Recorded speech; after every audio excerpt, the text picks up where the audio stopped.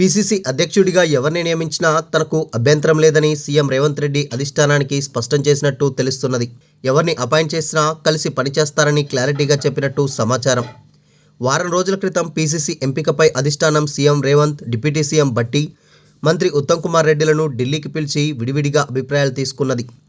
దీంతో త్వరలో కొత్త పీసీసీ ప్రకటన ఉంటుందని ప్రచారం సాగుతున్నది. పీసీసీ చీఫ్ నియామకం విషయంలో రాష్ట్ర నేతల అభిప్రాయాలు తీసుకున్న అధిష్టానం ఏ వర్గానికి చెందిన లీడర్కు పదవి ఇవ్వాలనే దానిపై ఆరా తీస్తున్నది. బీసీ సామాజిక వర్గం నుంచి మధు యాష్కి, మహేష్ కుమార్ గౌడ్ ఎస్సీ సామాజిక వర్గం నుంచి విప్ అడ్లూరి లక్ష్మణ్, సంపత్ ఎస్టీ వర్గం నుంచి బలరాం నాయక్ రేసులో ఉన్నారు. ఈ ఐదుగురిలో సీఎంగా రేవంత్ రెడ్డి ఎవరి పేరు రికమెండ్ చేశారో దానిపైన చర్చ జరుగుతున్నది.